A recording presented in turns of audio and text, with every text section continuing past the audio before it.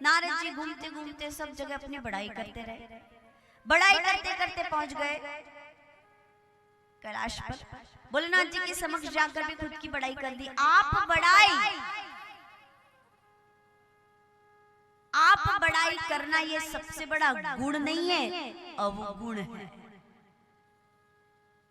बड़ाई वो होती है जो संसार आपको करके देती है। दुनिया आप में देखेगी गुण और अवगुण, और दुनिया जो सर्टिफिकेट देगी आपको वो सच्चा सर्टिफिकेट है। आप पापी हो और अपना ढोल बजा, अरे दुनिया कहे अगर के आप पुण्यशाली हो तो बात है। कोई चोर ये कहेगा मैं चोर हूं, बताओ? कोई अपराधी ये कहेगा कि हाँ मैंने अपराध किया है, कहेगा? जज साहब कहेगा अरे नहीं, वो कहेगा मैं अपराधी नहीं हूं। तो न्यायालय में न्याय होगा, जज साहब कहेंगे अरे तूने ये अपराध किया तो अपराधी है। या तो जज साहब कहेंगे कि हाँ तू अपराधी नहीं है, तू निर्दोष है।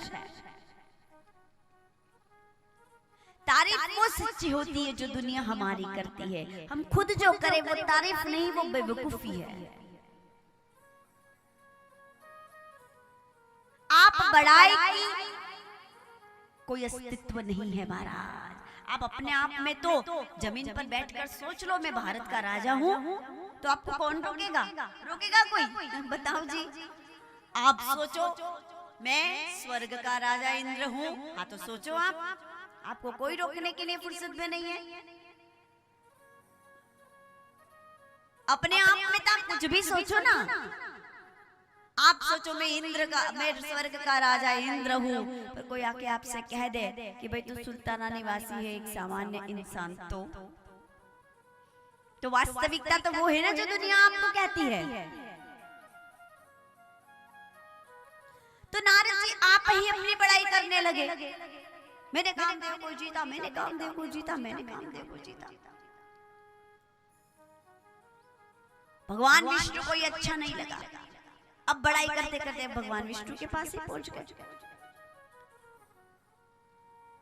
तरह तरह से नारद जी अपनी बड़ाई करने लगे और ये भगवान विष्णु को अच्छा नहीं लगा। अपने ही मन में आप बड़ाई किए जा रहे हैं।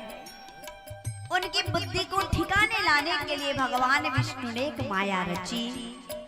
400 कोस के प्रदेश में भगवान ने एक मायावी नगर उत्पन्न किया। क्या किया? मायावी नगर। सुनहु कठिन कर नीत ही करी। उस मायावी नगर में बिरचेऊ मगमहु नगर ते ही सत जोजन विस्तार। श्रीनिवासपुर ते अधिक रचना विविध प्रकार से भगवान ने उस नगर की रचना की।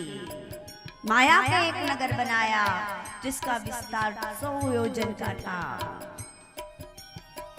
जिसकी व्यवस्था इस प्रकार की गई जहां कामदेव और रति पहुंचे तो भी शर्मिंदा हो जाए। इस प्रकार उस नगर की रचना की भगवान ने। समूची माया, और भगवान की माया से तो संसार के जीवों की आंख चकाचौंध हो जाती है। नारद जी रघुपति राघव राजा राम करते करते, विचरण करते करते उस नगर में पहुंच गए जिसकी शोभा बखानी पूर्ण नहीं होती।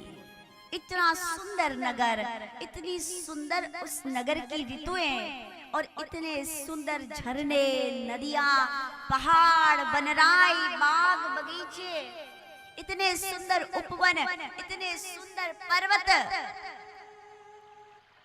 तरह तरह के रंग बेरंगी पंछी, तरह तरह के पक्षी, तरह तरह के जीव उस नगर में निवास कर रहे हैं। वहां की ऋतु इतनी सुंदर, उस नगर की सुगंध जो मन में बस जाए तो कभी निकले नहीं, ऐसे नगर में नारद जी ने प्रवेश कर लिया। किसी से पूछा कि ये कौन सा नगर है, तो जवाब मिला कि शिलानिधि राजा का नगर है।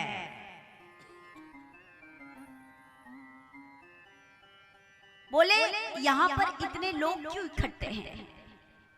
उस नगर में प्रवेश करते से नारद जी को लगा कि यहाँ पर कोई उत्सव चल रहा है, कोई प्रसंग चल रहा है। तो नारद जी ने पूछा कि यहाँ क्या है, इस नगर में इतने लोग क्यों आए हैं? तो किसी ने बताया कि इस नगर में शिला निधि नाम के जो ये राजा हैं, इनकी एक कन्या है, उस कन्या का स्वयंवर है, राजकुमारी का स्वयंवर है। नारद जी ने पूछा कि उस राजकुमारी का नाम क्या है, तो बताया उस राजकुमारी का नाम है विश्वमोहिनी।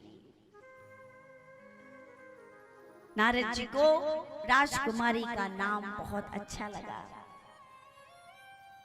नारद जी भी उस उत्सव में सम्मिलित हो गए, क्योंकि उस नगर की, उस उत्सव की शोभा और आकर्षण ही अलग था। नारद जी आकर्षित हो गए और उस विश्व मोहिनी के स्वयंवर में पहुंच गए। दूर से जब उन्होंने विश्व मोहिनी को देखा तो नारद जी मोहित हो गए, देखते ही रह गए और उनके मन में उस विश्व मोहिनी नाम की कन्या को पाने की इच्छा जागृत हो गई। नारद जी को पधारा हुआ देखकर विश्व मोहिनी के पिता शिलानिधि ने उनका स्वागत किया, सत्कार किया, ब्राह्मण देव को तिलक वंदन किया और निवेदन किया कि मेरी इस कन्या के हस्त की रेखाओं को पढ़ो और ये बताओ कि इस कन्या को कैसा वर मिलेगा। नारद जी ने उस कन्या के हाथ को अपने हाथ में लिया। नारद जी ने सोचा कि अभी जो मैं कहूंगा वही ये राजा मान लेगा और ये कन्या तो मुझे ही चाहिए।